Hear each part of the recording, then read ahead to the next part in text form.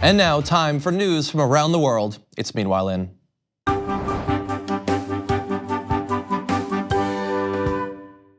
Meanwhile, in space, we may soon be able to use satellites orbiting the world to track down sources of emissions, including those who might be breaking the law in order to pollute more. More than a dozen governments and companies have or are planning to launch satellites that measure concentrations of heat-trapping gases such as methane, which is blamed for about 1/4 of man-made global warming. They're looking to track nations, industries, companies, and even individual facilities to identify some of the biggest contributors to climate change. And at least in theory, this has benefits not only for, like humanity and the world to stop some of climate change, but also for some of the companies. So leaks constitute energy that could otherwise be sold.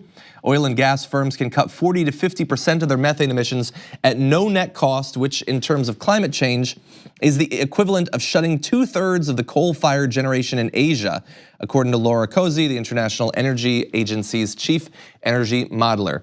Now, in terms of all of the things that we can do, either as individuals, as an individual country, or across the world, this is obviously a small one to be able to track down these sorts of things, but it can be important.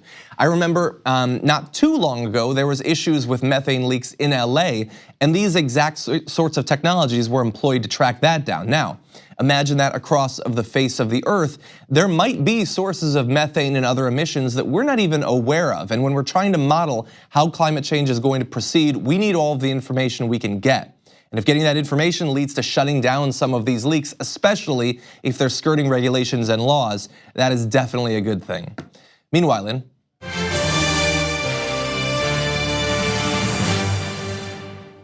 Meanwhile, Mount Everest is long overdue for a spring cleaning, and it might finally be getting it. There's gonna be a massive cleanup effort, and a total of 3,000 kilograms of solid waste has already been collected from Mount Everest since Nepal launched an ambitious cleanup campaign on April 14th. Honestly, considering the environment that it's taking place in, I don't know how they were able to accomplish so much in so short a period of time. I mean, one of the reasons that the waste gets left behind is because it's really annoying to cart it down when you're just doing everything you can to actually survive. But here is how we got into the mess that we're in currently. Every year, hundreds of climbers, Sherpas, and high-altitude porters make their way to Everest, leaving behind tons of both biodegradable and non-biodegradable waste, including empty oxygen canisters, kitchen waste, beer bottles, and fecal matter on the highest peak, which has lately acquired notoriety as the, quote, world's highest garbage dump. So we leave poop, that's how bad it is. We don't want to cart that down. By the way, many of you are probably familiar with this thanks to Reddit, but there are a number of bodies that are left behind up there just because it's too dangerous to actually go and try to bring them down. Maybe this is the start of an effort where not only things like beer bottles and poop effectively will be taken down, but some of those bodies might finally be recovered as well. And to give you an idea of the scope of what they're trying to accomplish here, this is from the Director General of the Department of Tourism there, said, under this campaign, we will be collecting around 5,000 kilograms of garbage from the base camp area. 2,000 kilograms of garbage will be collected from the South Col region, and an additional 3,000 kilograms will be collected from Camp 2 and Camp 3 areas. So a massive amount of garbage and a massive effort to hopefully clean up an area that should not be bearing the permanent marks of human tourism and travel. Meanwhile,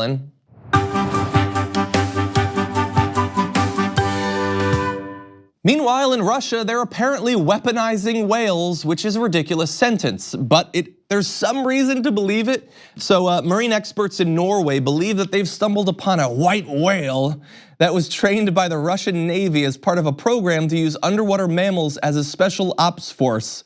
So yes, spy whales is apparently what we're working with here. I think we have a picture actually. And here he is. Look at that shifty way he's got his head turned from the camera. What is he hiding underwater? And so why do they think that he might be some sort of Russian spy? Well, the strange behavior of the whale, which was actively seeking out the vessels and trying to pull straps and ropes from the sides of the boats, as well as the fact it was wearing a tight harness, which seemed to be for a camera or weapon, raised suspicions among marine experts that the animal had been given military-grade training by neighboring Russia. Inside the harness, which has now been removed from the whale, were the words "equipment of St. Petersburg." That does look bad for the whale, but if he's got like a camera harness, he could just be a YouTuber. I don't know, he could be for a GoPro or something. But there is reason based in history to be a little bit worried. In 1980s Soviet Russia, a program saw dolphins recruited for military training thanks to their razor-sharp vision, stealth, and good memory, making them effective underwater tools for detecting weapons. That program closed down in the 1990s. However, a 2017 report by TV Zvezda, a station owned by the Defense Ministry, revealed that the Russian Navy had again been training beluga whales, seals, and bottlenose dolphins for military purposes in polar waters. In the past 3 years, President Vladimir Putin has reopened 3 former Soviet military bases along its vast Arctic coastline, manned entirely by seals. Now, look, it's an interesting thing for us to be aware of, perhaps be on the lookout for. Probably not one of the biggest issues, especially on a day in which I just saw that. We have a little bit more time. I actually saw that Russia has now dropped out of, previously it had been one of the top military spending countries in the world. It's actually begun to backslide in overall military spending. Perhaps whales are cheap to train, I don't know. But they're saving money, putting it towards something else. That's a lesson that we could perhaps learn as a country. And it might be more important for us than worrying about weapons carrying whales.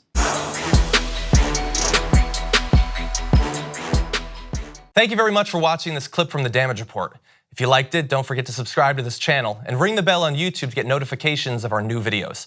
And of course, you can catch the full Damage Report live every weekday at 1 p.m. Eastern, 10 a.m. Pacific on TYT Network on YouTube TV.